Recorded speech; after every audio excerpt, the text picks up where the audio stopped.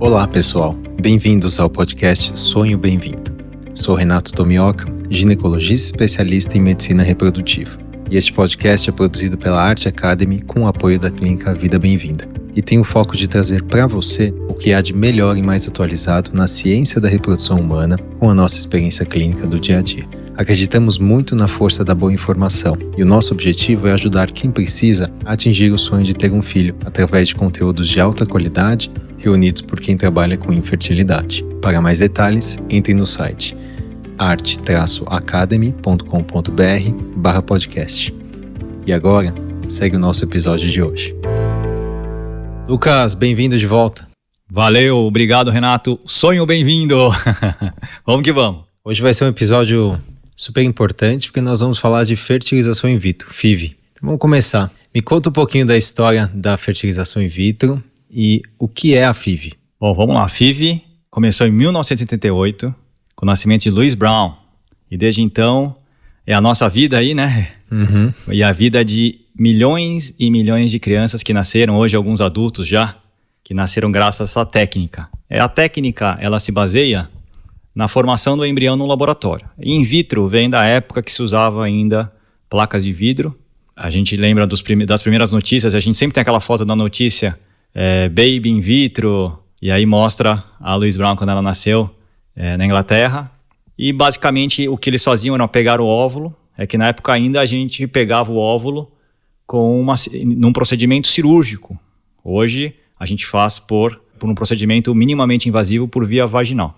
Então, pegava o óvulo, se formava o embrião no laboratório, naturalmente, então você colocava o óvulo, espermatozoides ao redor, acontecia a entrada do espermatozoide dentro do óvulo, que é a fertilização, e esse embrião era transferido logo para o útero, e no caso o útero da mãe da Louise Brown. Então a história começou com dois gênios, um deles vencedor do Prêmio Nobel, o Robert Edwards e o Patrick Steptoe, ambos moradores da Inglaterra, né? É interessante que você pega o artigo original, foi publicado, era um artigo bem resumido, né? Ele descreve o caso no Lancet, acho que foi realmente em 1978 que está publicado o artigo, e ele descreve que ele transferiu o embrião no segundo, indo para o terceiro dia de vida, então seria o D2 hoje, era um embrião transferido a fresco, né?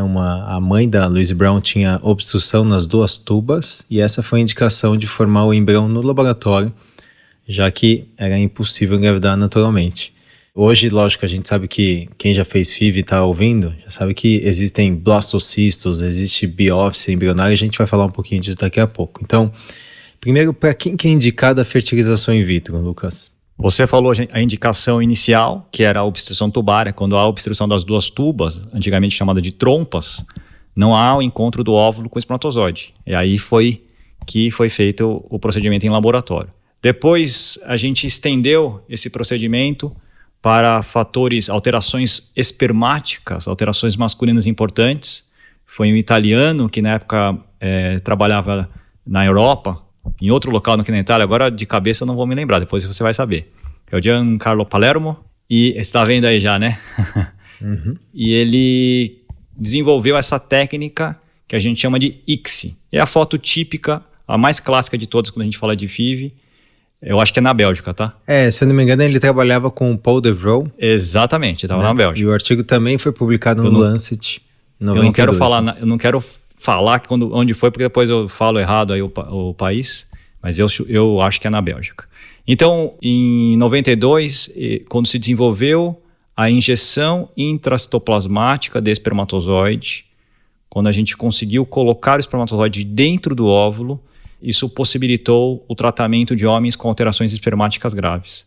Que veja, até 1992, esses homens eles eram estéreis, esses casais inférteis e sem nenhuma perspectiva de conseguir engravidar, olha só. E depois, hoje a gente indica para baixa ovariana, a gente indica inclusive para fatores uterinos em mulheres com mais idade. Então hoje a FIV, ela é muito indicada em diversos casos de infertilidade. E é interessante que, só um parênteses aqui, é Gianpiero Palermo. Quase acertamos, não é Giancarlo? Né? Gianpiero Palermo, e hoje ele é professor da Cornell, né, em Nova York. Aliás, é um cara super educado, super solícito, né, nos congressos. E é interessante que toda vez que a gente encontra no congresso, a gente fala, olha aquele lá que foi o criador da ICSI. Ele virou uma figura... Legal. Virou um mito ali, né, da reprodução humana. É interessante isso. Existe uma disputa, né? Quem fez a primeira ICSI, mas eu acho que o mais aceito é que foi realmente o Palermo. E sem a ICSI a gente teria aí muitos problemas, né, de evolução na reprodução humana, mas sem ela também a gente provavelmente teria problemas na análise genética, né, que é até uma indicação de fertilização in vitro, são doenças monogênicas ou doenças em que você quer evitar um problema para o feto, por exemplo, abortamento de repetição, porque os pais têm alguma translocação, você pode fazer o teste genético e isso é viabilizado através da ICSI, né? Então uma importância aí enorme, talvez foi o principal avanço, né, da FIV nesses anos, né, Lucas? Certamente, eu diria que um dos principais, ou talvez o principal. Então, você imaginar que 30% a 40% dos casais que têm infertilidade é por fator masculino, e você imaginar que parte desses fatores são graves e que você não tem fertilização que não seja via ICSI, então até 92 o tratamento ele tinha um espectro de atuação muito menor do que a gente tem hoje.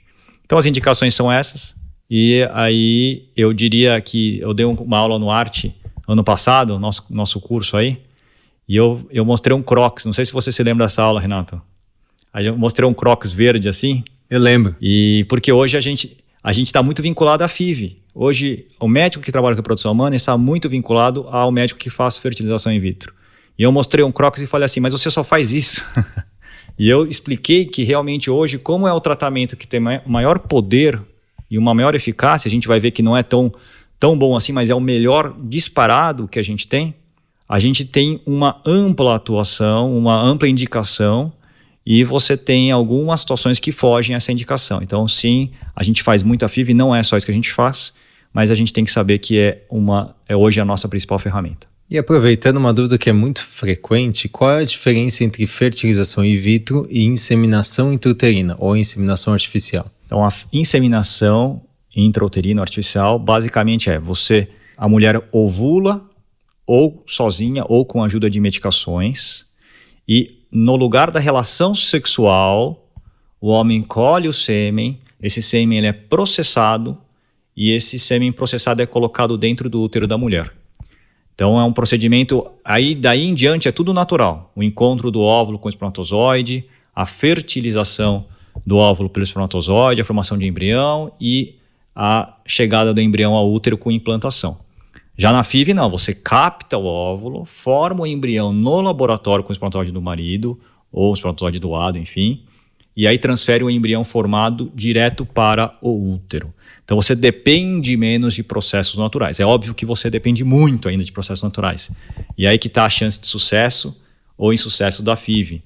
Mas você depende menos do que da inseminação, né? Exato, eu acho que você falou tudo, né? A boa parte da taxa da fertilização depende muito da matéria-prima, né? Dos gametas. E principalmente da qualidade do óvulo, que nós vamos falar um pouquinho também depois. Mas eu queria que você já comentasse aqui, Lucas, quais são as etapas da FIV. A gente sabe que existe o preparo, a estimulação, e vamos entrar nesses detalhes. Eu queria que você revisasse as etapas e já vamos mergulhar em cada uma delas. Vamos que vamos. Então assim, a primeira etapa é ter o óvulo. E quando eu falo no singular, eu falo errado, porque o ideal é que a gente tenha mais de um óvulo. Se a gente tiver um óvulo por vez, como a gente tinha em 1978, a nossa taxa de gravidez vai ser menor do que 5%. Então, por isso que surgiu a hiperestimulação ovariana controlada, ou estimulação ovariana, que serve para, em vez de você ter um óvulo por mês, você conseguir ter mais óvulos. Então, esse é o objetivo simples. Para você ter mais... Então, essa é a primeira etapa, a estimulação dos ovários. Eu diria que antes da estimulação dos ovários, existe o preparo do casal para essa estimulação, da mulher e do homem. Então tem o preparo, a gente pode falar melhor, aí a estimulação dos ovários, aí depois você vai fazer, a gente capta os óvulos, vem toda a história do laboratório, formação de embrião, cultura desses embriões no laboratório, onde eles ficam ali sendo observados e se desenvolvendo até o estágio que a gente gosta muito hoje, que é de blastocisto, 5º ou 6º dia pós-coleta, e depois a gente transfere esse embrião. Na maioria das vezes hoje, Renato, a gente não transfere direto, a gente congela o embrião e transfere depois. Mas a sequência, para ficar mais lógica, seria essa. Preparo para estimulação, captação, laboratório e transferência do embrião.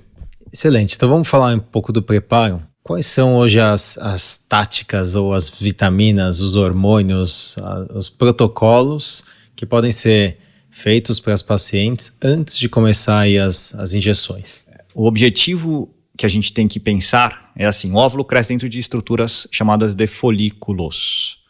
Os folículos eles ficam quiescentes, dormentes nos ovários por anos e anos, desde que eles são formados ainda na vida intrauterina, quando a mulher está na barriga da mãe dela.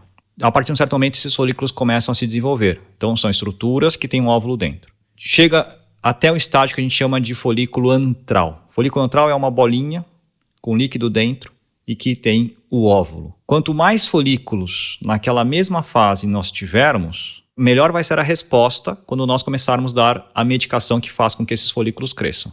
Então, a medicação que nós damos faz com que estes folículos que têm os óvulos cresçam. E quanto maior o número, melhor. Então, a primeira estratégia, Renato, é tentar melhorar a quantidade e a qualidade desses folículos. Eu diria que a qualidade, a gente usa hoje estratégias que se baseiam muito no estresse oxidativo, em vitaminas e suplementos, em vida, alimentação. Eu acho que a gente podia, você vai falar isso em um outro tema, em outro podcast, mas é importantíssimo isso. E para melhorar a quantidade de folículos, a gente varia de acordo com cada paciente. Tem pacientes que têm um monte, são aquelas que têm a síndrome dos ovários policísticos.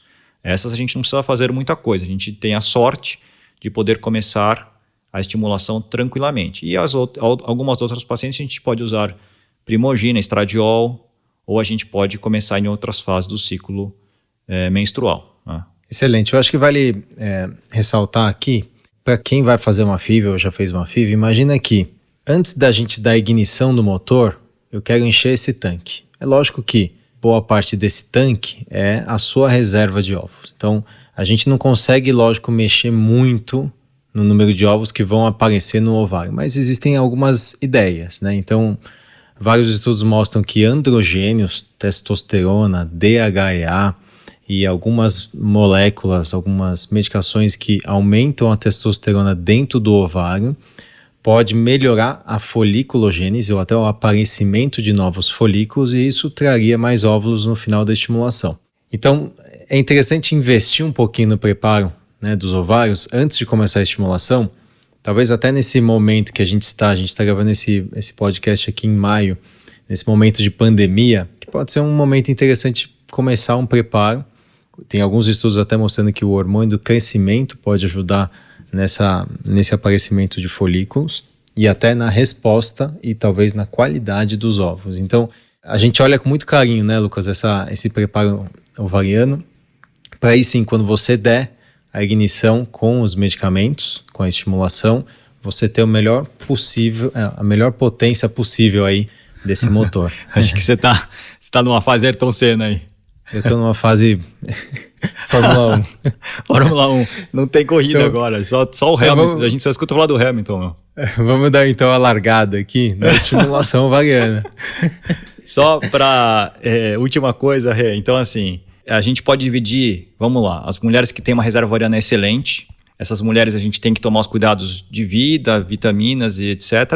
E a gente pode começar a estimulação ovariana sem grandes preocupações, porque ela tem uma reserva muito boa, tem um número de folículos excelente. A gente até tem que tomar cuidado com a resposta em demasia, em excesso. A gente tem aquelas mulheres que têm ciclos menstruais regulares, mas às vezes tem um ciclo um pouco mais curto, de 27, 26 dias, e aí a gente prefere, nessa situação, a gente gosta muito de usar o estradiol na fase lútea. Eu vou explicar. Há um ciclo de 26 dias, por exemplo, você no 21º, 20º dia, você pode começar com uma medicação, ela já ovulou, você começa com uma medicação que mantém basicamente um hormônio chamado hormônio folículo estimulante, ou seja, o FSH baixo, e deixa os folículos menores e mais homogêneos, mais iguais, para quando a mulher menstruar, ela estar preparada para a estimulação dos ovários. Então essa é uma boa estratégia. E aquelas mulheres que têm baixa reserva, poucos folículos, antimileriano baixo, a gente pode usar androgênios ou seus derivados, ou seus, como o DHEA, né? E você pode usar precursores, diria. Então você pode usar os androgênios para tentar aumentar essa quantidade de folículos. Então o objetivo é aumentar a quantidade de folículos. E aí a gente começa na estimulação dos ovários. Alguma coisa mais aí para acrescentar ou não? Perfeito. Eu acho que a estimulação, eu queria que você falasse qual é a filosofia, a estratégia básica da estimulação na FIV, qual a diferença dela em relação à estimulação, à indução da ovulação tradicional, para quem vai, né, fazer relação sexual programada ou até inseminação artificial, e quais são os medicamentos que a gente usa. Vamos falar aqui os detalhes, o que a gente faz, quais são os protocolos. Indo primeiro para a sua primeira questão, a diferença é que na FIV a gente tenta o máximo que a gente conseguir, até obviamente um limite da segurança. Quando você faz um tratamento onde você depende, onde você engravida naturalmente, no final das contas, como relação sexual programada ou mesmo a inseminação intrauterina, você tem que se preocupar com o número de folículos que você tem crescendo. Se você tiver mais do que 3 folículos, há um risco de você ter uma gestação quadrigemelar, quadrigêmeos, quíntuplos, não é? Que apesar de sair na manchete, parecer tudo bonito, é de um risco enorme. A gente realmente é uma complicação que a gente não quer ter. Já na FIV, não. A FIV, o princípio dela, hoje, o princípio, todo o princípio é falho, assim, né? Tem algumas, se você for para excesso é falho, mas quanto mais óvulos, melhor. Até um certo limite da segurança, obviamente. Então, para você ter os óvulos, você tem que fazer medicações para os folículos crescerem, e a medicação básica para o folículo crescer é o FSH. Existe o FSH recombinante, que é feito em laboratório, e existe o FSH urinário, que também é feito em laboratório, obviamente, mas é feito com urina de mulheres menopausadas. Não existe uma evidência de que um seja melhor que o outro. A única vantagem do FSH recombinante é que ele tem uma ação dentro de um range um pouco mais preciso. Ele é mais preciso porque você consegue no laboratório controlar melhor a quantidade que você coloca ali em cada uma das canetas. Mas os trabalhos falam que eles são bem semelhantes, e hoje a gente gosta muito, ou a gente usa em algumas situações, o tipo de receptor de FSH, o polimorfismo do receptor de FSH, para determinar qual medicação que a gente usa. Então, o FSH é a medicação que é a base da estimulação ovariana, né, Renato? Sim, eu queria que você falasse e comentasse um pouquinho também, Lucas, sobre o LH, né? O que é o LH, qual é a função dele durante a estimulação e se você usa bastante, né, nos seus protocolos. Eu vou começar falando que eu uso sempre, mas eu tenho um viés, que a gente atende muitas pacientes que são mais velhas. Que necessitam, quem tem baixa reserva. A gente atende ali, a gente fica no final da peneira ali, né? Então, como é que fala no funil? São casos geralmente mais difíceis, que já tiveram falhas, né? Exato. Então, assim, o que acontece? Na estimulação ovariana, fisiologicamente, naturalmente, a mulher tem um LH basal que não é alto, mas não é zero. Fica em torno de 4, 5 unidades por litro, né? Ela começa com o FSH sobe e o LH vai subir apenas antes da ovulação. É a subida do LH que determina a ovulação alguns dias depois, 48 horas depois mais ou menos.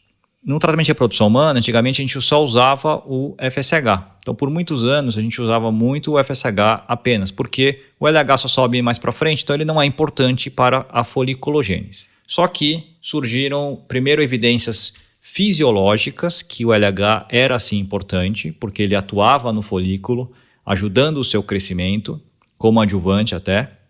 E depois surgiram evidências clínicas. O que é isso? Trabalhos mostrando o melhor do resultado do tratamento se você utilizava o LH. Principalmente para mulheres com maior idade ou mulheres com menor reserva de óvulos. Então a gente usa bastante o LH e antigamente a gente usava só no final da estimulação, hoje a gente usa a estimulação inteira. A gente também tem o LH urinário, é recombinante, existe o LH urinário, que não é exatamente igual ao LH, mas tem uma ação igual ao LH. Então eu diria que o FSH é o ator principal e o LH, o coadjuvante, que é muito importante, a gente sempre usa. Então essas são são as medicações que a gente utiliza muito para o folículo crescer. Então vamos lá, vamos imaginar que a paciente vai começar a fertilização in vitro. Normalmente ela começa na menstruação, né? Em geral a gente faz um ultrassom no segundo ou terceiro dia, ou até pode ser feita a estimulação na fase lútea, como você falou, né? Pós-ovulação, por volta do 18º ao 21º dia do ciclo, dependendo, claro, do intervalo de ciclos, né? E ela vai fazer ultrassom, a gente faz uma contagem de folículos antrais, determina se aquela contagem está compatível com o basal, que já foi avaliado, e se os folículos estão homogêneos, que entra em congruência com a ideia do preparo que você falou, de usar o estradiol na fase lútea. E aí você começa essas medicações. O que você usa, Lucas, na prática de exame, de dados clínicos para escolher qual medicamento seria melhor para aquela paciente? Ou seja, qual protocolo você define de acordo com o casal? Olha, eu entendo que como a medicação recombinante ela tem um perfil de ação um pouco mais estreito e um pouco mais preciso, eu sempre dou preferência hoje para as medicações recombinantes. Então, boa parte das minhas estimulações eu uso medicação recombinante. Quando o casal tem uma resposta diferente do que nós imaginamos, e não são todos os casais, é uma minoria dos casais, a gente pode fazer um teste, que é o teste do polimorfismo do FSH, para determinar qual que é a melhor medicação para aquele casal. Parece que é uma panaceia, falando, por que você não faz para todo mundo? Primeiro porque é um teste novo e não tão bem validado. Então você pode fazer um teste, às vezes, se você fizer isso para todo mundo, você provavelmente vai errar bastante também. Então, como não é um teste assim que é super consensual. Depois, porque você tem uma boa resposta, uma resposta condizente numa boa parte das pacientes, né? Então, eu hoje começo muito com medicação, eu gosto muito de medicação recombinante. Eu não sei se você também, né? Eu conheço você bem. Eu gosto. E em relação à dose? Em relação à dose, a gente leva em consideração o peso da paciente e o número de folículos. Eu não gosto de extremos, não gosto de dose muito baixa, mas eu gosto menos ainda de dose muito alta. Então, dose muito alta para a gente, ou seja, acima de 300 unidades, eu uso muito raramente. Eu acredito que vai piorar, às vezes, a resposta, o que não ajuda. A gente tem um número de receptores de FSH no folículo. Quando você satura aquilo, não adianta você dar mais medicação, não vai atuar aquelas que você já deu.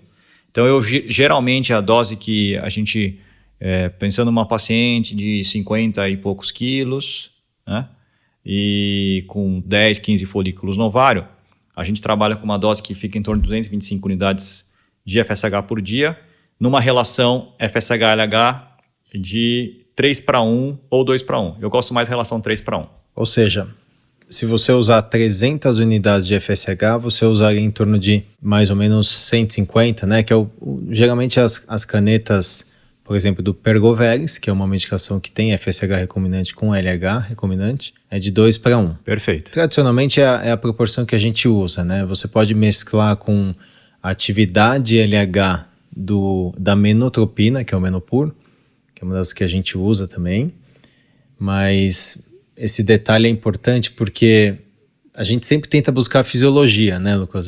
Pensando o que faria mais sentido para o ovário receber ali, né? Então, o motor é a gasolina aí voltando, então a gasolina é o FSH e o LH eu acho que é hoje no negócio do carro. O LH é a octanagem, sabe quando você bota a octanagem e pode responder melhor mesmo, e a gente gosta muito de começar já com LH, dado que existem trabalhos mostrando que a resposta tende a ser melhor em alguns subgrupos de pacientes, já com LH desde o começo, e usar doses exageradas, acima de 300 unidades, não vale a pena para os médicos, né, estudantes, biomédicos que estão assistindo aqui, estão ouvindo aqui, melhor dizendo, a gente vai se acostumando, né, e...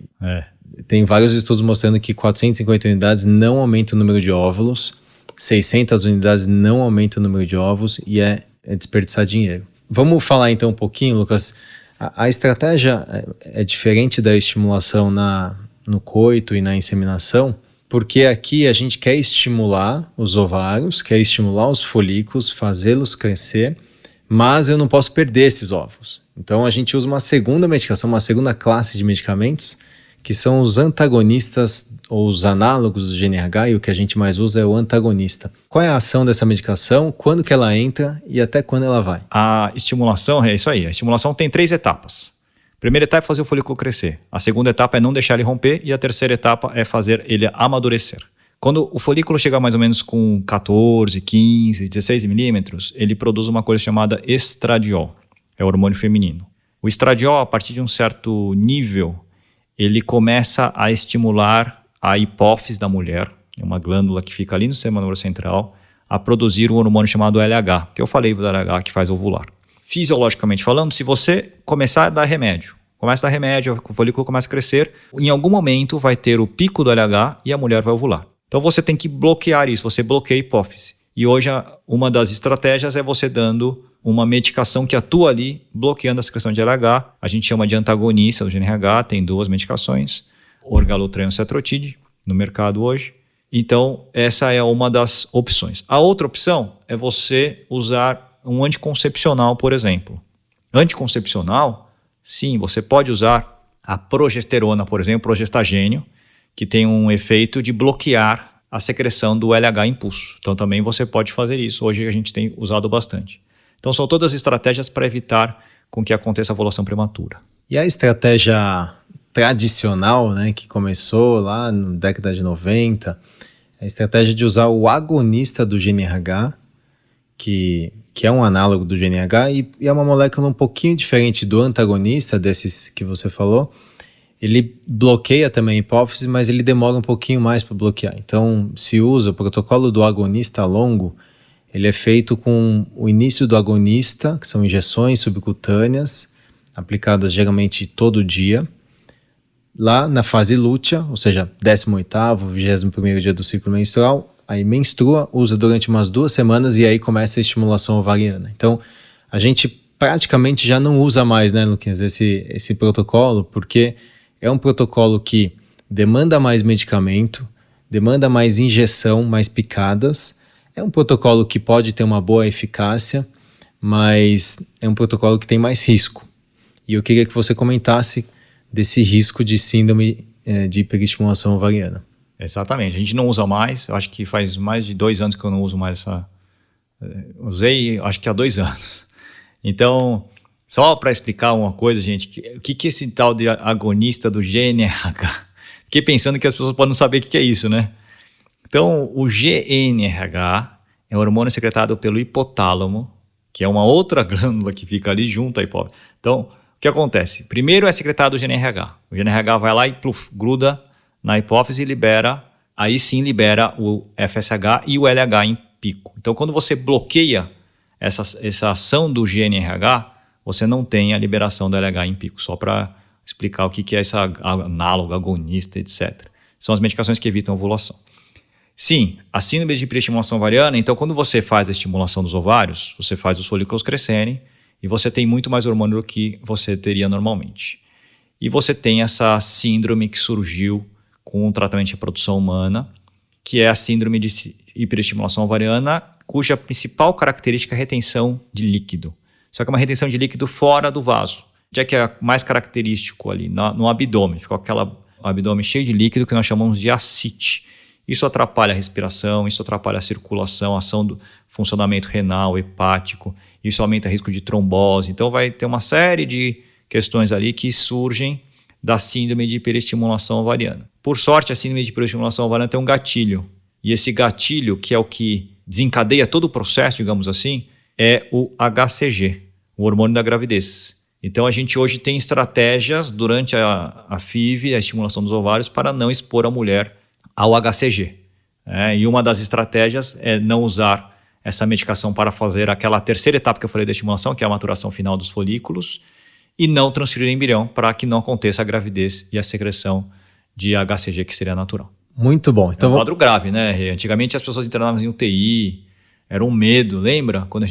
Até quando a gente começou, ainda tinha muito isso. Hoje, graças a Deus, a síndrome de hiperestimulação ovariana, para quem está começando a fazer reprodução humana, quem está saindo da residência, aprendendo, é algo que provavelmente vai ver muito mais em livro, em descrição e ouvindo os mais antigos falarem, né? Cara, nossa. E assim, graças a Deus, poucas pessoas vão ter contato com isso. E a gente hoje fala muito em clínica livre de síndrome de hiperestimulação ovariana, né? Livre de SHO.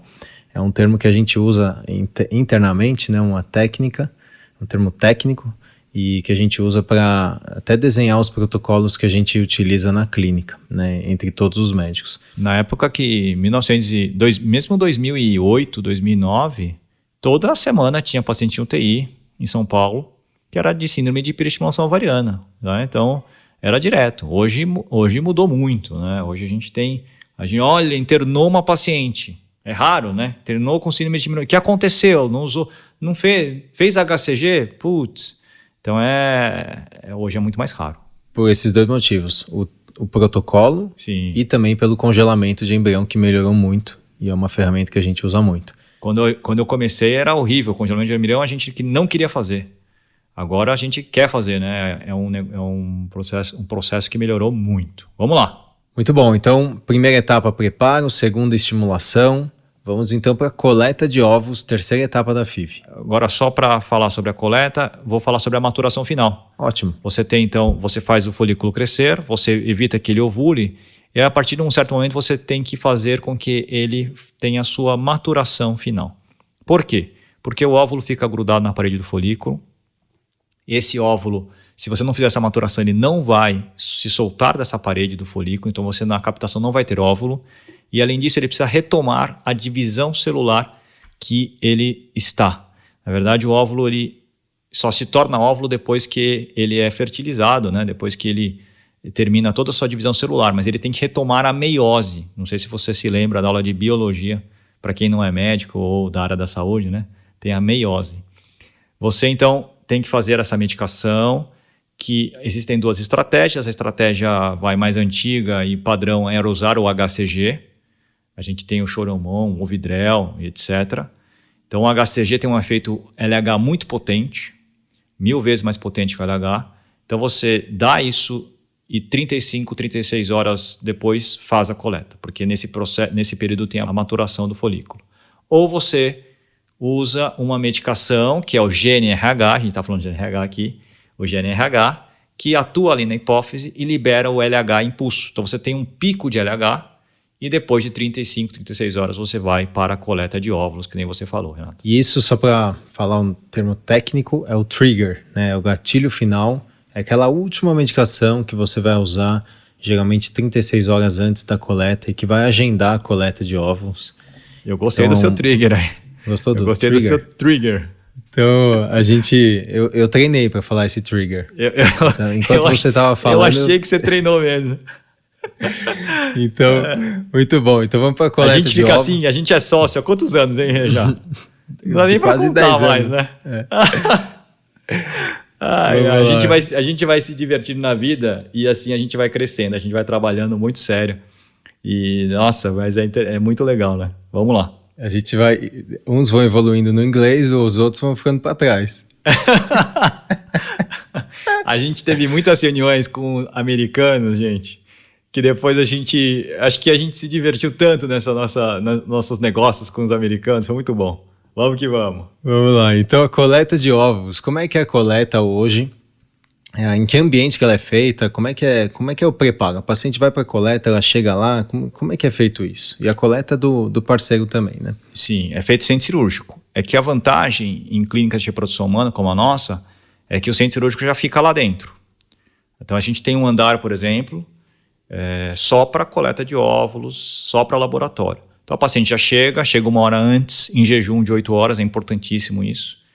Aí faz a ficha, vai para o seu quarto, lá se prepara, esvazia a bexiga, é importante estar com a bexiga vazia, vai para o centro cirúrgico, lá um anestesista, é bom que se diga isso, tem um anestesista que pega o acesso e faz, o básico são 2 medicações, um derivado da morfina, que é o fentanil, que é para dor e para conforto, e uma outra medicação é que é para paciente dormir. Eu falo que é uma anestesia geral, mas não é uma anestesia geral, uma sedação profunda, a paciente continua respirando naturalmente, não precisa de ajuda, a gente usa um catéter de oxigênio apenas e obviamente vai sendo monitorizada. Nesse momento a gente faz uma limpeza da região da vagina, a gente chama de asepsia. A gente, então, faz como se fosse um ultrassom no consultório, a gente faz o mesmo ultrassom, só que nesse ultrassom tem um guia, onde corre uma agulha. E essa agulha é uma agulha longa que entra na parede vaginal e dentro do ovário e dentro do folículo. E por essa agulha que a gente aspira o conteúdo líquido desse folículo. Esse conteúdo líquido, então, vai para o laboratório. Então, todo o procedimento é feito por via vaginal com ultrassom, guiado por ultrassom. E no laboratório em anexo, esse líquido que é retirado dos folículos é avaliado pelo embriologista ou pela embriologista. E a gente tem a resposta de quantos óvulos nós coletamos.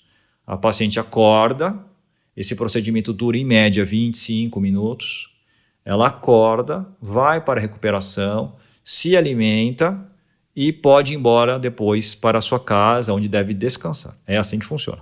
E o marido, né? As pacientes que vão com o parceiro, né, para fazer a coleta de sêmen, ela é feita antes, depois, ou até os parceiros que vão fazer um procedimento como pesa para vasectomia. Como é que é a logística disso? Em geral, a gente faz depois.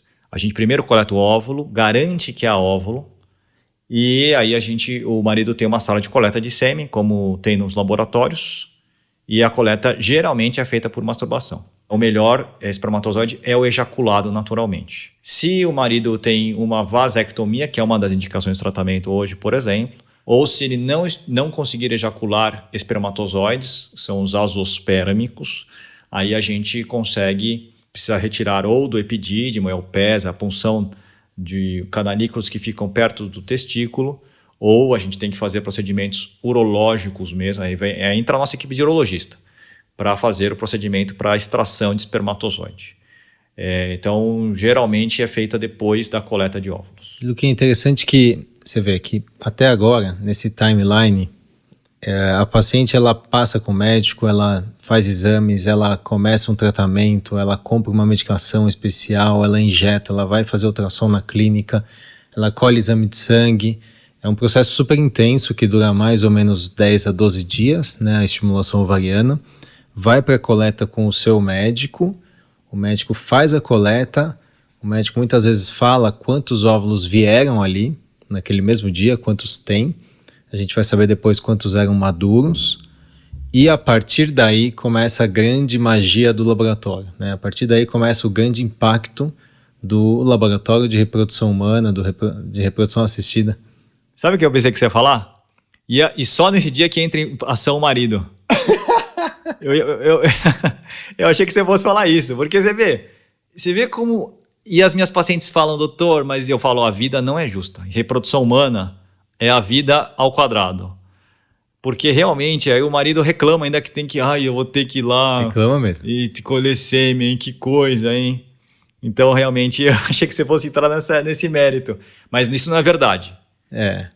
A gente investiga em marido bem, né? A gente investiga muito bem o marido. É importante que a gente não esqueça do marido. A gente focou muito na parte feminina aqui, porque senão o episódio fica enorme. A gente vai ter episódios da parte masculina.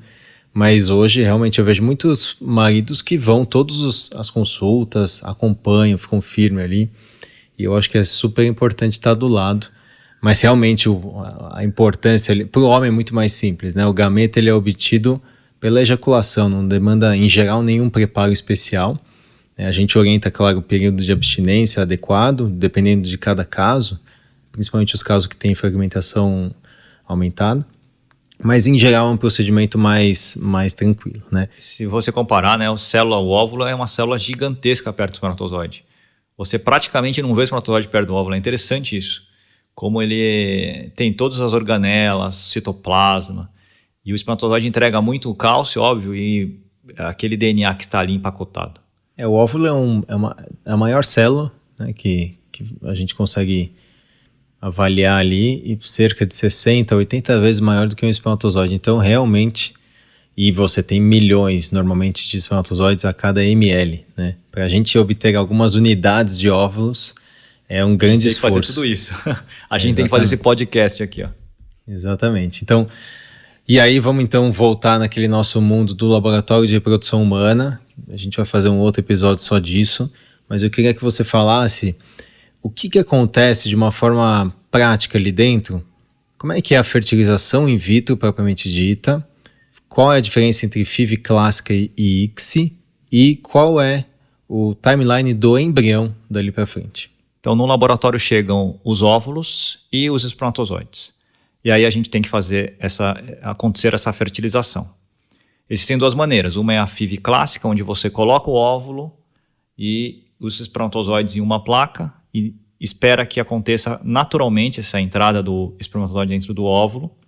E existe a injeção intracitoplasmática de espermatozoide, onde você pega um espermatozoide dentro de uma agulha e coloca esse espermatozoide dentro do óvulo. Cada um dos óvulos, um espermatozoide. Então, hoje, a maioria dos tratamentos no Brasil é feita através da injeção intracitoplasmática de espermatozoide, a ICSI, porque é o método que nos traz uma taxa de fertilização mais constante e melhor. A gente tem aí uma expectativa de 70% a 80% de fertilização. Então, dos óvulos que são coletados, cerca de 70% a 80% são maduros. Dos maduros, cerca de 70% a 80% vão ser fertilizados. Aí começa o funil da FIV, né? Então, essa é a história. O laboratório, então, tem que acontecer a fertilização. Em geral, a gente faz a ICSI. E aí, depois, o que nós temos que dar é um meio adequado e constante. Então, a função do laboratório hoje é controlar qualidade, manter tudo estável. Essa é a função do laboratório. E observar o embrião. A nossa embriologista-chefe uma vez falou assim, o processo de cultura é um processo de observação, Lucas. E eu adorei essa frase dela, porque você não deve fazer nada por eles. Você deve deixá-los num ambiente perfeito e observar o desenvolvimento daqueles embriões, a divisão celular. E essa observação é feita hoje por cerca de 5 a 6 dias. Ele começa no primeiro dia com, a gente chama 2 pronúcleos, né? Um que vem do homem e um que tem o material genético da mulher. No segundo dia ele deve ter por cerca de 4 células, mas a gente geralmente não avalia o embrião. No terceiro dia a gente tem cerca de 8 células, o embrião tem 8 células. No quarto dia esse embrião já é uma mórula, que é um conjunto compacto de células. E no quinto e sexto dia ele vai virar um blastocisto com mais de 100 células. Aí já tem uma especialização, tem uma cavidade com líquido, tem uma região externa que é mais fina e tem uma região que vai gerar o bebê, que é a massa celular interna. E uma coisa que é interessante, Lucas, eu acho que é importante para quem vai passar ou já passou por alguma FIV e está ouvindo, às vezes na primeira FIV é difícil de entender que a gente sempre fica falando ali na consulta em ter mais óvulos, em buscar ter mais e mais óvulos, né? E uma frase que não é infrequente é a seguinte, mas eu só vou precisar de um óvulo para ter um bebê, né? Me explica um pouquinho, né, a história do funil da FIV, né, que foi até um conceito que você falou há alguns bons anos, a gente publicou isso no nosso livro e depois, de uma certa forma, viralizou aí, né? Eu acho que o funil é bem legal porque é uma visão bem prática de todo mundo entender como o processo reprodutivo é ineficiente por natureza e como o tratamento de fertilização in vitro, por tratar um problema que já é ineficiente, ele também, a natureza da FIV não é transformar todo o óvulo num bom embrião, né? A gente não tem essa capacidade. E aí a frase, acho que da Mari, é uma frase excelente mesmo, de falar que a gente tem que prover o melhor ambiente possível para esse embrião crescer. Então, o que é o funil da FIV? Então, obviamente, todos nós aqui, e quem está nos escutando, veio de apenas um óvulo com apenas um espermatozoide. Então, isso é fato. Se a gente tivesse um mecanismo perfeito, a gente precisaria de um óvulo só. A gente teria com um óvulo um embrião e a gravidez. Isso acontece todos os dias no planeta Terra. Só que quando a gente fala em tratamento de reprodução assistida, a gente está falando de um casal que tem infertilidade ou que tem alguma questão reprodutiva ali que precisa tratar. E aí a gente sabe que se você tiver um óvulo só no começo, o seu resultado ele é um resultado ruim. Ou porque o casal é infértil, ou porque a gente trabalha com situações fora do normal, a gente trabalha com laboratório, não com corpo humano. Por melhor que seja o laboratório, não é o que existe há milhões de anos aí sendo dos mamíferos, né? O mamífero tem 150 milhões de anos, então não é igual esse desenvolvimento todo. Uma situação artificial, né? Exato, é uma situação artificial. Então, Resultado, quando você tem poucos óvulos, ele é ruim, e isso a gente aprendeu em 1978. E desde então, o que melhorou na FIV muito foi, obviamente, o laboratório, mas a estimulação. Por isso que a gente fez esse conceito gráfico, que foi o funil. Quando eu comecei a desenhar nas consultas o funil, foi para mostrar graficamente que para a gente chegar ali num bom embrião para transferir, que tem uma chance de 60% de gravidez, de ter o bebê, a gente precisa ter um número um pouco maior de embriões em terceiro dia e precisa ter um número um pouco maior de embriões em primeiro dia, que é o fertilizado, e você vai precisar ter mais óvulos, e aí você vai pensar no número de folículos. Então você tem essa redução, e a redução ela vai variar de cada pessoa. Vai variar de pessoa para pessoa. É óbvio que se você pegar, você tem uma expectativa. Uma paciente de 30 anos, tudo normal, fator tubário. Você espera que seja tenha um aproveitamento muito bom. Uma paciente de 42 anos, com baixa reserva, então você já imagina que o aproveitamento, esse funil, vai ser mais estreito ali embaixo e a chance de gravidez é menor. Então por isso que a gente fala nesse conceito numérico aí, viu? E o funil existe justamente porque as taxas de cada etapa, então você pega lá no topo do funil, o número de folículos, na segunda camada, o número de óvulos que são coletados, na terceira, o número de óvulos maduros, o número de embriões fertilizados no D1, D2, D3 até o blastocisto, e você pode pegar esses blastocistos e analisar e ver quais são geneticamente normais, ou até melhor dizendo, cromossomicamente normais, euploides, e aqueles que têm alterações, e desses quais vão de fato engravidar, e das gestações quais vão evoluir, não vão abortar, e vai nascer um bebê. Então, o nosso objetivo, eu sempre falo em consulta, né, Lucas? O nosso objetivo é o único, que é ter um bebê nascido saudável. Dependendo da situação, até formar uma família, né, com mais de um bebê, não necessariamente ao mesmo tempo, né, evitar gestações gemelares, e para isso a gente tem que fazer essa engenharia reversa e pensar nas taxas de cada etapa aí. Você já falou a taxa de maturidade, a taxa de fertilização, a taxa de blastulação. Me comenta um pouquinho, eu acho que a gente não falou das taxas de clivagem e blastulação e taxas de aneuploidia. 70% dos óvulos viram embriões, né, fertilizados no primeiro dia. A gente pode imaginar, e aí eu gosto muito de pensar, que mais ou menos desses 70% dos embriões de primeiro dia, 80%, 70% a 80% vão virar embriões em terceiro dia. Vamos pensar em números, vai, Renato, acho que fica mais fácil. 10 óvulos maduros. 10 óvulos maduros, você tem 7 a 8 embriões formados em primeiro dia, e desses 70% vão chegar em terceiro dia. Então 5 ou 6. Já estou falando em 5 ou 6. Vamos ser otimistas, vamos falar 5, que aí fica um número mais fácil de trabalhar. Destes embriões que chegam em terceiro dia, mais ou menos 70% vão chegar em blastocisto, que a gente está falando aí, então... Talvez uns 3 embriões. 3 ou 4 embriões. 3 embriões. Então, veja que com 10 óvulos maduros, a gente chegou em 3 blastocistos. Uma outra maneira mais prática da gente pensar, e a gente tem esse indicador no nosso laboratório, é um KPI que a gente usa, é que mais ou menos metade dos embriões formados em primeiro dia, ou seja, embriões fertilizados, vão chegar em blasto.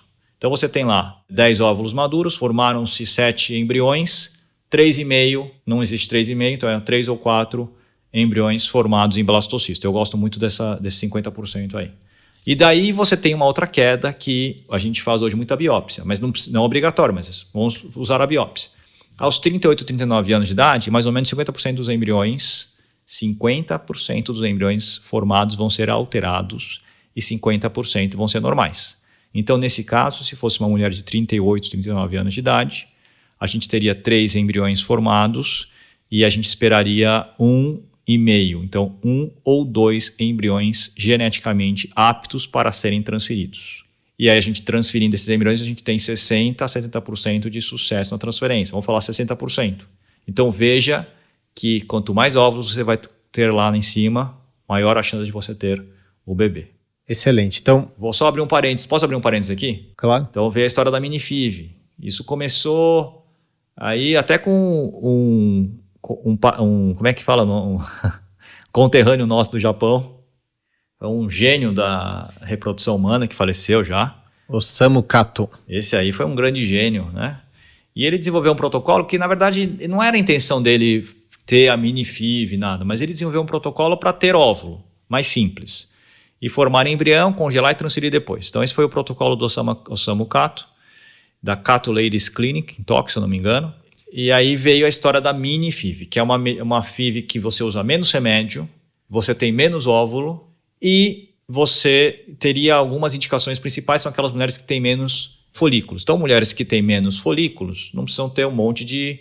Não adianta dar tanto remédio que não vai ter muita resposta, isso é verdade. E então você faria uma estimulação ovariana diferente, teria menos óvulos mesmo, e esses óvulos seriam melhores, porque como eles seriam mais naturais, não teriam sofrido a hiperestimulação ovariana, eles seriam melhores. E aí que a história é complicada, porque as evidências que nós temos hoje em estudos de embriões formados com mini-FIV versus FIV clássica mostram uma qualidade igual do óvulo, quer seja na mini-FIV, quer seja na FIV clássica. Então, a gente mantém a nossa posição de que, atualmente, quanto mais óvulos você tiver, maior a chance de gravidez. Se o óvulo tem a mesma qualidade, quanto mais é melhor. É isso. Vou até fazer um parêntese científico aqui, Lucas, que além dessa evidência da mini-FIV, que é um protocolo que a gente até usa para alguns pacientes que têm ultra baixa reserva, com essa filosofia de para que usar tanta medicação. Houve alguns estudos, principalmente da Sesh Sunkara, publicados que assim, quanto mais óvulo, melhor. Até um certo número ali, que esse número era em torno de 14, 15 óvulos. Ou seja, a partir de 14, 15 óvulos, nos estudos da Sesh Sunkara, que eram enormes revisões, né, de literatura, mostrava que não havia um aumento da taxa de gravidez e da taxa de nascido vivo. Eles faziam até uma curva voltando, assim, né?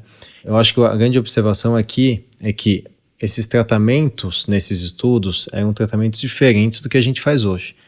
Tratamentos que visavam a transferência a fresco, ou seja, se eu vou fazer a transferência a fresco de uma paciente que teve 20 ovos versus 15, provavelmente a diferença de gravidez não existe. Mas para o paciente que vai congelar embriões, que hoje é a maioria, quanto mais óvulo, melhor. Então, eu sei porque às vezes tem gente que se apega muito a esses estudos, né, que não são tão antigos assim, mas fala, poxa, mas não tem a história de que acima de 15 ovos não ajuda?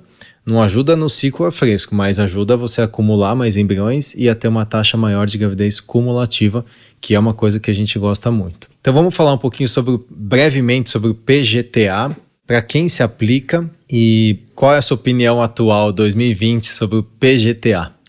A gente vai trabalhando, né, e o nosso público vai demandando algumas coisas e a gente também vai mudando um pouco, né? Hoje a maioria das minhas pacientes faz biópsia de embrião. O PGTA, obviamente, não tem só prós e, obviamente, não tem só contras. Eu sempre falo que se fosse um procedimento que só tivesse vantagem, a gente não estaria discutindo o procedimento, a gente estaria fazendo em todo mundo. Vamos só comentar o que é o PGTA, porque eu acabei não comentando. É verdade, né? PGTA é uma sigla para teste genético pré-implantacional para detecção de aneuploidias, é o A. E é um teste genético do embrião, que é feito através de uma biópsia e uma análise no laboratório de genética. Então, desculpa interromper o raciocínio aí, Lucas. É isso. A gente vê se aquele embrião, cada uma das células daquele embrião tem os 46 livros, 46 cromossomos, que é uma condição sine qua non para uma gravidez saudável. Então, para um bebê que nasce. Obviamente não é você saber tudo que está escrito naqueles livros. A gente não consegue fazer um sequenciamento em massa assim do embrião. Mas a gente sabe se aquele embrião tem os 46 cromossomos. Então eu sempre falo, voltando aí, que se fosse um procedimento só com prós, a gente faria para todo mundo, não teria contra, não teria desvantagem. Mas obviamente é uma balança entre riscos e benefícios. O benefício óbvio da biópsia é você estudar aquele embrião e selecioná-lo geneticamente. Então hoje mesmo, Renato, eu recebi uma paciente que teve 7 embriões biopsiados e apenas um embrião euploide. Na verdade, eu tive 2 pacientes hoje que eu recebi o resultado de biópsia. E a outra também teve 5 embriões biopsiados e apenas um euploide. Qual que é o benefício para essas pacientes? Selecionar. Que a gente vai transferir direto o embrião que tem maior chance. Não vai ficar transferindo 7 embriões até a gente conseguir a gravidez. E isso é importante, é tempo. Tempo que você ganha. São 7 meses versus 1 mês. né? É muito tempo isso. Então, a questão da seleção, você ganha tempo e você reduz risco. Risco de abortamento, a maior parte dos abortamentos hoje são por alteração genética, e risco de nascimento com alteração. Obviamente, aí a gente está falando muito de síndrome de Down, que é a trissomia do 21, mas também é síndrome de Turner, que é a monossomia do X, né? Mais raramente Edwards e Patal. Né? Então, essas as vantagens. Você ganha tempo, você tem um tratamento mais assertivo, mais preciso, você aumenta a eficiência desse tratamento e, ao mesmo tempo, você controla riscos. E a biópsia tem duas desvantagens, ou duas coisas que fazem a gente pensar. Uma delas é o erro. O erro causado muito pelo mosaicismo. O que é isso? O embrião tem cerca de 100 a 200 células quando ele chega em blastocisto. Você retira 5 células desse embrião, que são as células externas dele, que vão gerar a placenta, não é as que vão gerar o bebê. Então, ao você retirar essas 5 células, em algumas situações o embrião ele é composto de células diferentes. Exatamente, isso existe. Você tira as células e elas são alteradas, e o bebê, propriamente dito, ele é normal, então você não transfere um embrião que teria chance de gravidez. E você também pode fazer o contrário, transferir um embrião que tem ali na sua região externa os 46 cromossomos, mas o bebê não tem. Então isso acontece em 4 a 10% das vezes. Eu gosto muito de um trabalho que fala 4%. Esse é o risco. E o outro problema é que você manipula o embrião. Então, se você tivesse um mecanismo de saber se aquele embrião é perfeito ou não, ou normal ou não, sem manipulá-lo, seria, obviamente, melhor, mas a gente não tem. Então, esse procedimento de manipular o embrião, ele mexe na região externa, não é no bebê, fique claro isso, nenhum trabalho mostrou risco para o bebê, mas ele pode influenciar na capacidade daquele embrião de grudar no útero, de implantar. Pouco, muito pouco hoje a gente acredita, mas que isso pode acontecer sim. Então tem essas vantagens e essas desvantagens e para cada casal a gente tem que conversar e chegar juntos a uma conclusão. Vale a pena fazer ou não vale? E a análise genética evoluiu muito. A gente viveu essa evolução e essa incorporação na prática clínica, né, Lucas? E hoje se fala até em PGTA não invasivo, né, que seria obter DNA livre ali no meio de cultura, enquanto o embrião vai crescendo, mas até tive uma conversa com a Márcia Riboldi, da Genomics aqui no Brasil, acho que foi em março, no comecinho ali da pandemia do Covid-19, e a gente conversou, fez uma live sobre isso, e ela falou que realmente ainda a acurácia do exame não é tão boa quanto o PGTA, a biópsia, e ela não vê, pelo menos em curto prazo, a substituição da técnica, né? Então ela acha que o diagnóstico deve ser feito ainda com o PGTA invasivo, a biópsia. E quero aproveitar aqui e emendar uma pergunta que é... Posso só falar sobre não invasivo? Claro. Porque esse não invasivo já me perguntaram, teve clínica que falou, que faz e não sei o quê. Então realmente é uma esperança para a gente o não invasivo. Como eu disse, mexer no embrião não é uma coisa simples, tem que ter uma expertise enorme. A gente tem um grupo de embriologistas que é expert nisso, mas obviamente isso não é fácil de manter. Num laboratório é fácil. Então, o não invasivo é uma esperança, mas hoje a taxa de erro do não invasivo fica em torno de 15% a 30%. A gente quer falar 15%, mas tem trabalho que fala 30%. Então, não é um exame que vai conseguir nos responder com precisão se aquele embrião pode ser transferido ou não. Então, o que ele vai ajudar? Eu acho que talvez ajude aí na sequência. Primeiro transfere esse e depois aquele. Mas, por exemplo, essa paciente de hoje que eu te falei, né? 7 embriões, 1 normal. A gente vai transferir este embrião. Se você fizesse o PGT não invasivo, você ficaria na dúvida. E agora? Vou transferir, porque 30% de erro é muito grande. E aí você acaba não resolvendo muito ainda a questão. Mas é uma esperança mesmo que surge. Vamos ver. Talvez para os pacientes com melhor prognóstico, né? Talvez seja a primeira aplicação, como um filtro a mais ali de seleção. E poucos embriões, não muitos, sabe? Porque senão também você acaba não... É um exame, enfim, vamos ver. Vai melhorar a tecnologia, isso não há dúvida, né? Lucas, quantos embriões transferir? Essa é uma dúvida muito frequente das pacientes que fazem FIV. Qual é a lógica de não transferir muitos embriões hoje, 2020? E quais são os riscos, né, de transferir vários embriões? Você já falou, vamos pensar assim, quais são as vantagens e desvantagens de transferir muitos embriões? Então, o paradigma da FIV, até alguns anos atrás, era transferir mais do que um embrião. Então, a gente formava embriões, ia até terceiro dia com eles, e aí transferia no mínimo 2. Então, no mínimo eram 2, né, Renato? A gente viveu isso. Nós vivemos essa fase. Tinha que transferir no mínimo 2 embriões, às vezes 3 e quem sabe 4 em pacientes com mais de 40 anos de idade, 40 anos ou mais. A questão de transferir mais embrião é você ter mais chance por tentativa. Então, cada vez que você transfere mais embriões, naquela transferência você tem uma chance de gravidez maior. Isso acontece de fato.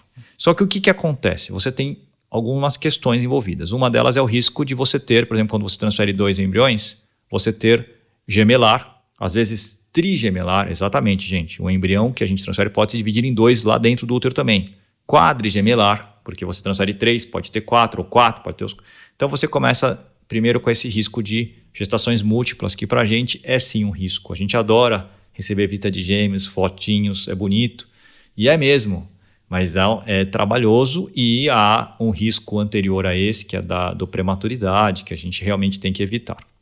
Então, esse é o risco. E a outra questão que surgiu com essa história toda é que imunologicamente não é o mais interessante. Então, quando você transfere muitos embriões para um útero, você está expondo aquele útero a uma quantidade maior de DNA que não é igual ao da mulher. O embrião é formado de DNA dela com o seu parceiro, o seu cônjuge, ou com o material genético do espermatozoide. E isso pode não ser tão favorável assim.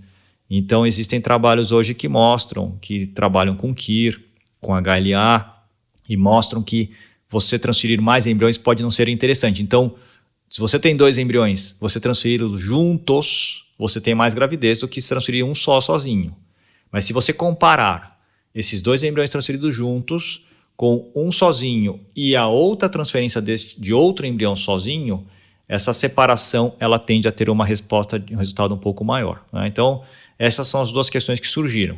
E, em cima disso, veio todo um desenvolvimento da tecnologia, né, Renato? A gente falou muito do blastocisto, embrião de 5º, 6º dia. Então, você seleciona mais o embrião aí. A gente falou sobre biópsia de embrião. Você seleciona ainda mais o embrião, né?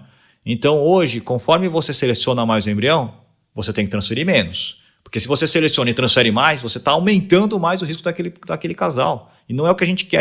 A gente quer reduzir risco. Então, a história da medicina reprodutiva, com a melhor seleção do embrião, caminhou aí junto com essa lógica de transferir menos embriões. E hoje, a gente transfere muito embrião único, porque a gente biopsia bastante, ou a gente transfere 2 embriões que são blastocistos de boa qualidade. A gente não fica transferindo um monte de embrião assim, porque a gente acredita muito no nosso laboratório e a gente seleciona muito o nosso embrião. O que eu sempre falo para as pacientes, principalmente para aquelas que buscam ter gêmeos, né? Eu sempre falo que, primeiro que eu tenho irmão gêmeo, então assim, graças a Deus foi tudo bem, realmente é maravilhoso ter um irmão gêmeo, não tenho nem o que falar em relação a isso, mas eu acho que tem que buscar sempre o que é fisiológico, né? Então, para a espécie humana... A gente gosta de você, Alexandre. A gente gosta muito de você, Alexandre. Você está me ouvindo. O Alexandre é o irmão do Renato. Para a espécie humana, que talvez seja um dos poucos mamíferos, né, que as gestações são únicas, né? O fisiológico é ter uma gestação única. Você não vê muitas mulheres tendo gêmeos direto. É raro, né? E agora você vê vários outros mamíferos, você vê cão, você vê gato, você vê vários tendo vários filhotinhos de uma vez só. E isso sim é fisiológico para aquela espécie, mas para a nossa, geralmente carrega riscos, como você falou. Então, quando a gente faz um tratamento, a gente tem que pensar, poxa, será que isso é o ideal para mim, para o meu corpo, para a minha fisiologia? Tirar um pouquinho da ideia social, né, que vem, né, essa, vamos dizer assim, essa alegria, esse sorriso que é todo mundo, quando você fala de gêmeos, vem um sorriso espontâneo.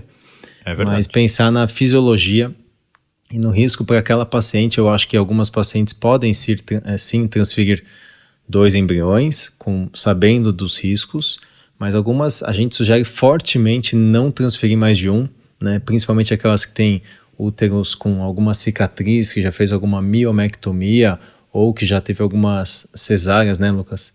Aí a gente contraindica, né? A gente contraindica, exatamente. E isso vale até na hora de congelar os embriões, né, a gente pensa muito em congelar individualmente nas palhetas.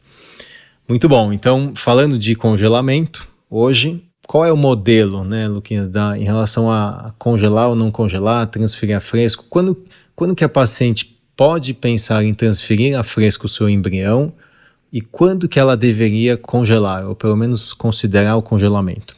Então hoje o paradigma, por incrível que pareça, é congelar o embrião, né?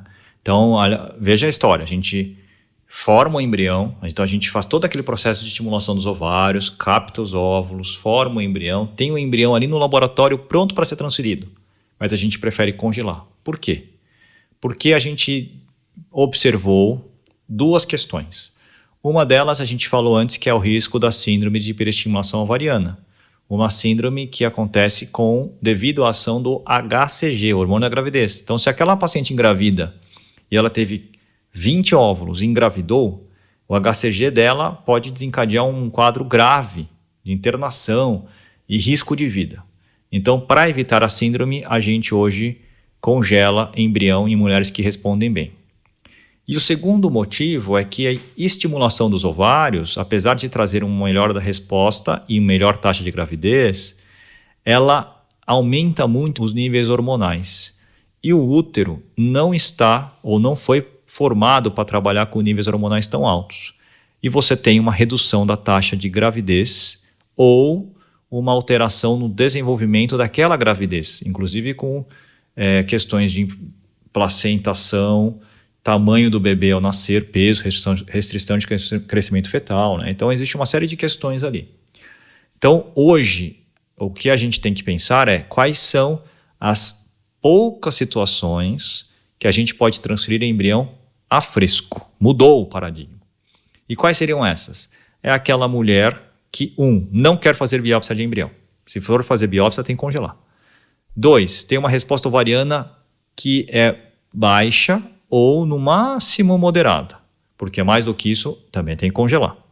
E que o nível de estradiol não sobe muito e o nível de progesterona não fica acima de 1 ou 1,2 nanogramas por ml no dia da última medicação para fazer a coleta de óvulos. Então são essas as condições que a gente tem. Não é, como eu já falei, por exemplo, meu público. Cada um tem o perfil, né, de pacientes. Quem atende no interior de São Paulo, no interior do Brasil, capitais. A gente atende São Paulo, né? Então o meu público faz muita biópsia, porque são mulheres mais velhas, que já tentaram antes, não conseguiram. Enfim, então já congela por aí. A gente tem que fazer estimulações ovarianas sucessivas para ter embrião. A gente, às vezes, usa medicações que impedem a transferência a fresco. Então, nesse cenário, a gente acaba congelando bastante, tá? Então, é sempre uma balança entre o risco do congelamento e descongelamento, que não é zero, mas é um procedimento hoje que é muito, muito bom. Então, esse risco, versus o risco da transferência a fresco. E a gente fica nessa balança que geralmente pesa para congelar. E a taxa estimada de perda, né? As pacientes perguntam qual é a taxa de perda. Para blastocisto, num bom laboratório, uma boa técnica de vitrificação, é em torno de 1%, 2%, né, num bom laboratório. E a literatura descreve até uns 5%, mas a gente vê até menos, né, Luquinha? 98% de sobrevivência. 98%, gente, não estou falando que não é algo significativo você perder o embrião. Mas realmente você trabalhar com segurança e resultado, você aumenta, na verdade, você não aumenta nascido vivo dessa maneira, né? É isso. E o outro detalhe é que talvez alguém que esteja ouvindo tenha pensado, poxa, mas eu fiz a minha FIV, eu fiz a biópsia do embrião, saiu o resultado no dia seguinte e eu fiz a transferência. Então, isso é factível sim? Hoje, principalmente em São Paulo, nas capitais, você consegue fazer a biópsia no D5, por exemplo, no blastocisto inicial ali no 5º dia, manda as células para análise genética nesse mesmo dia, o laboratório corre essa análise e no dia seguinte de manhã libera o laudo da análise genética, do PGTA, e você poderia fazer a transferência ali no D6, por exemplo. Por que a gente não fala, e você falou que é obrigatório, né, no caso de biópsia, por que a gente não faz esse modelo de transferência a fresco? Porque Esse dia a mais, essas 24 horas a mais, para o endométrio suscetível ali à progesterona, não é legal, né? Ou pode não ser muito legal e atrapalhar a implantação mesmo de um embrião euploide, do embrião normal. E por isso que a gente prefere congelar o embrião, seja em D5, D6 ou até em D7, mandar para análise, esperar o resultado com calma e depois planejar a transferência. Vamos falar aqui dos 2 últimos tópicos, Lucas, então assim, a paciente fez a coleta, formou os embriões, recebeu essas informações, né, na prática lá no Lab for Life, as embriologistas passam essas informações para a paciente ao longo da evolução, geralmente no D1, no D3 e no blastocisto. Se vai fazer o teste genético, essas células vão para análise e depois de mais ou menos 2 semanas vem o resultado. Nesse meio tempo a paciente menstrua, né? Provavelmente ela menstrua em até 2 semanas da coleta, depende, claro, da fase que foi estimulada e do medicamento. E ela então vai fazer o preparo de endométrio e vai fazer a transferência, né? Explica assim, brevemente, como é que é o preparo, como é que é a transferência e quando que ela vai fazer o tão esperado teste de gravidez.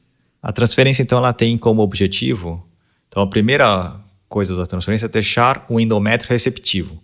Você estava falando um exemplo de janela de implantação, então você tem que deixar aquele endométrio receptivo ao embrião, que isso não acontece no mês inteiro, tem um período específico ali de algumas horas, não são 3 horas, mas a gente fala que mais ou menos 24 horas.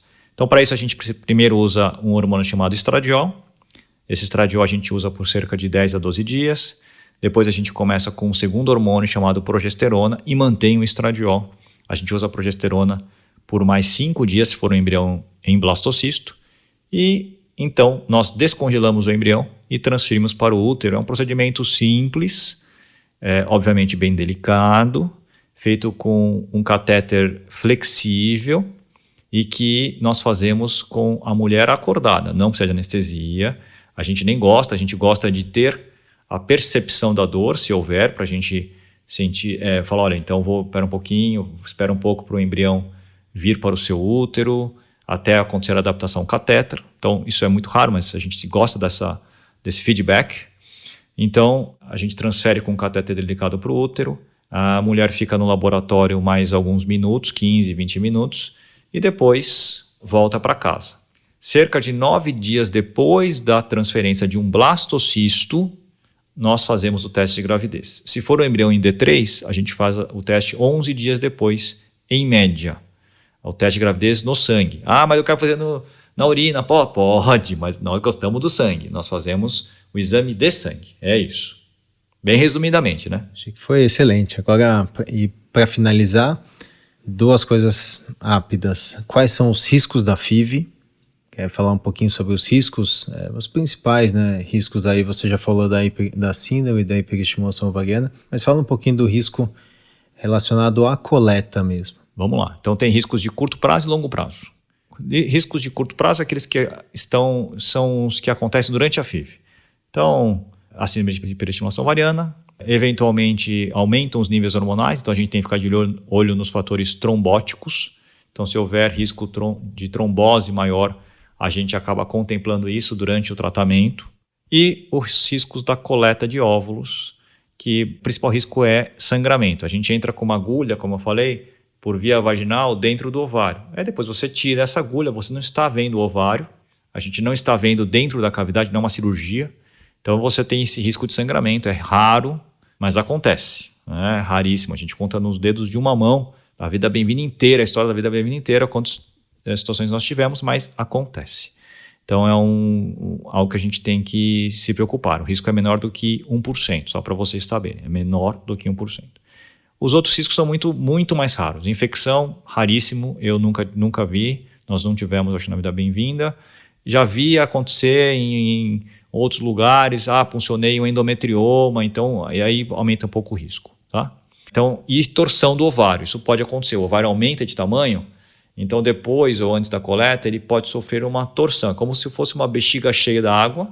A bexiga vazia ela não vai girar sobre o próprio eixo, mas uma bexiga cheia de água ela começa a girar sobre o próprio eixo, e aí isso pode atrapalhar a vascularização dos ovários e resultar em bastante dor. Então, esses são os riscos de curto prazo. Os de longo prazo são os vinculados aos hormônios e à estimulação. Então, um dos riscos que a gente pensou ou pensa é o risco de câncer hormônio dependente, mama, ovário, endométrio, né? Até o momento, e é bom que se diga, até o momento, todos os trabalhos ou os trabalhos maiores que surgiram sobre o assunto não mostraram aumento de risco.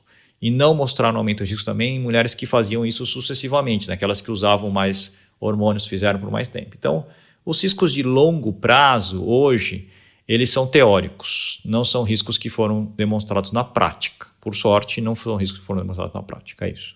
E por fim, vamos falar um pouquinho de mercado aqui, Lucas, de custos, né? As pacientes sabem que, e até hoje, a FIV é um tratamento caro, que tem vários custos aí, desde estimulação, a parte médica, a parte dos medicamentos, a parte do laboratório, agora análise genética e depois até testes do endométrio, né? Qual é a média de custo para o paciente que está nos ouvindo aqui? Tem paciente e profissionais do Brasil inteiro. Que a gente trabalha aqui em São Paulo, o que o paciente tem que se preparar em relação ao custo para fazer uma fertilização in vitro, desde a coleta até a transferência? Geralmente, nessa pergunta, eu sempre falo, não, mas a minha equipe vai te explicar. Renato, eu falo assim, a minha equipe vai te falar. A gente não consegue chamar a equipe hoje. Não, dá para chamar a minha equipe aqui? Não? Bom, é o seguinte, brincadeiras à parte, realmente é um tratamento que tem um custo, isso é sabido. Esse custo, ele vai desde o custo de medicação, que são caras, né? Hoje, em medicação, o casal deve gastar em torno de 6 a 9 mil reais no tratamento, né? Em medicação.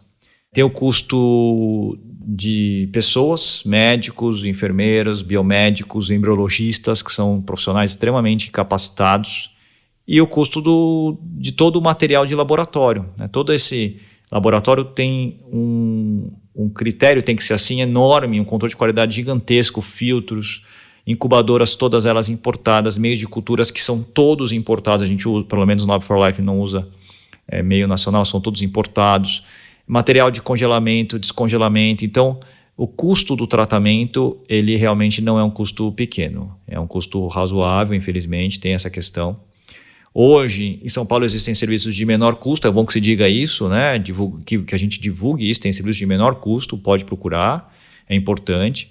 Existem 2 lugares que eu sei que fazem pelo SUS aqui na cidade de São Paulo, que é o Hospital das Clínicas, de onde a gente é filho, né, Renato? Nós somos filhos do HC, Hospital das Clínicas da USP. Nós somos filhos de Arnaldo. Nós somos filhos de Arnaldo, nós somos da USP ali. Nós passamos, o Renato passou pelo CRH também. Eu cuidava da segunda-feira, eu era chefe da segunda-feira, até hoje me lembro. Tem o HC e tem o Pérola Byton. Então é importante que a gente fale isso aqui. O HC e o Pérola Byton em São Paulo fazem pelo SUS, 100% SUS. Obviamente existe uma fila, existe uma lista, é complicado, existem critérios, mas há esperança ali, tá?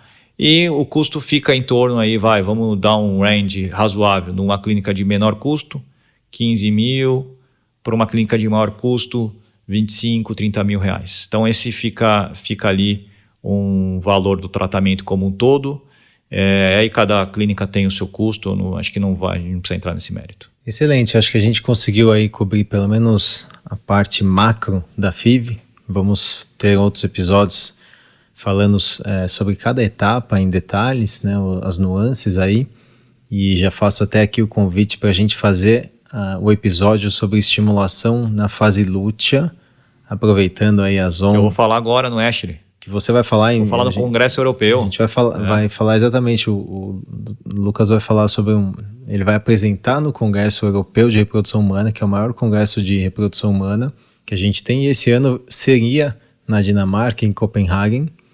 E gostou do sotaque? Puxa, poderia estar lá, hein?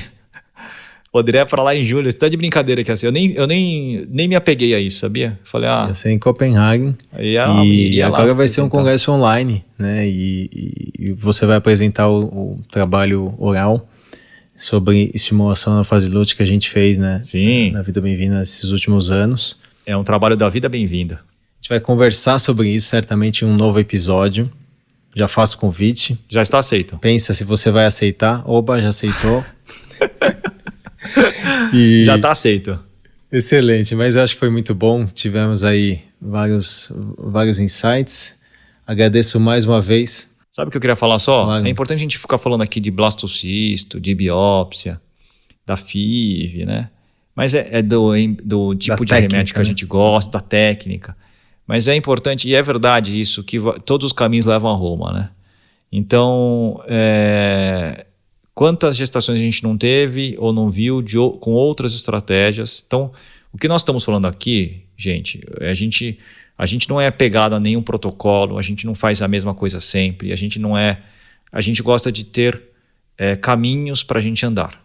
E as pessoas têm que ter esses caminhos. Então, tem outras clínicas que pensam de outro jeito, que não está errado. Existem vários caminhos para a gente caminhar, isso que é importante. Eu acho que você resumiu bem, de uma forma bem interessante aí. Eu até lembrei de um caso, né? Um caso de uma paciente super querida de fora de São Paulo. E ela veio quando ela veio na primeira consulta, ela até me trouxe um café. Ela nem me conhecia, ela me trouxe o café porque ela me conhecia pelo Instagram. Ela sabia que eu gostava de café, ela me trouxe o café. É bom o café? Excelente, já tomei faz tempo. Uma delícia. E aí ela veio e depois fez FIV em outra clínica aqui em São Paulo. Não teve sucesso lá, ela congelou o embrião euploide.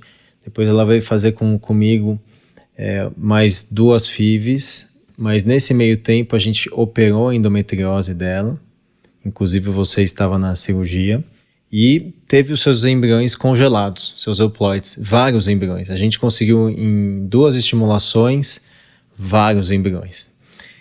E olha como é que é a história, você falou dos caminhos que levam a Roma, né? O objetivo aqui, esse episódio foi falar de FIV, mas o objetivo da FIV é, de novo, ter o bebê ou a família saudável, né? A família constituída, através dessa técnica, que é uma técnica super potente, é a que a gente mais usa, porque geralmente é a melhor. Mas nessa história de postergar a transferência, porque como ela não mora em São Paulo e ela é super atarefada, trabalha bastante, tinha mês que ela não conseguia vir, tinha mês que tal, e nessa história entrou a pandemia e ela engravidou espontaneamente com seus 40 anos. Graças ao Covid. E foi um pouquinho antes, né, mas enfim, e provavelmente o que teve o efeito foi a cirurgia da endometriose lá atrás, né? Muito legal. E engravidou e tem os seus embriões congelados lá. Que vai ser bom para ela. Então né? É interessante que a gente fala muito da FIV, mas a gente vai ter outros episódios falando de outras técnicas, outros tratamentos. E esse é o objetivo deste podcast, né? É trazer informação, trazer ferramentas clínicas, ferramentas de estudos, né? Esse bate-papo entre pessoas que trabalham com reprodução humana, que têm uma experiência com reprodução humana, mas para você trilhar o seu caminho não com a gente, né? Não necessariamente com a gente, mas com o seu médico. E eu acho que a melhor forma realmente é se apoderar de boas informações, né, Lucas? Sim, e a informação está aí. E quem acha que o Dr. Google é ruim é porque não conhece o Dr. Google. Né? Eu acho que é ruim se você não consegue trabalhar com a ferramenta, mas eu adoro discutir, eu adoro que a minha paciente saiba tudo, até facilita a minha vida, viu? Ela já vem que o doutor é assim, você está sabendo de tudo, muito obrigado. Então, acho que informação é sempre útil. Muito bom, Lucas, obrigado mais uma vez pelo seu tempo. Obrigadão aí, viu, pelo convite. Fica firme aí, se cuida. Vamos nos cuidar. Um abraço a todos aí. Até, tchau, tchau. Um abraço, tchau, tchau. Um abraço, tchau, tchau, Rê. Obrigado por estar conosco nesse episódio do Sonho Bem-vindo. Se você estiver interessado em saber mais sobre o que conversamos nesse episódio, entre no site arte-academy.com.br/podcast.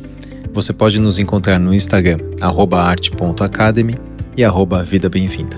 Se você gostou desse podcast, ficaremos muito felizes de ouvir sua opinião nos comentários da Apple Podcast ou qualquer plataforma que esteja usando. Esse podcast tem caráter meramente informativo e educacional. Não deve ser utilizado para realizar autodiagnóstico ou automedicação. O conteúdo não é feito para substituir a consulta com um profissional de saúde. Em caso de dúvidas, consulte o seu médico. Somente ele está habilitado a praticar o ato médico, conforme recomendação do Conselho Federal de Medicina. Nenhuma relação médico-paciente é estabelecida aqui nesse canal, e somos muito transparentes em relação aos conflitos de interesse, e levamos isso a sério. Para saber mais, entre no site arte-academy.com.br/sobre.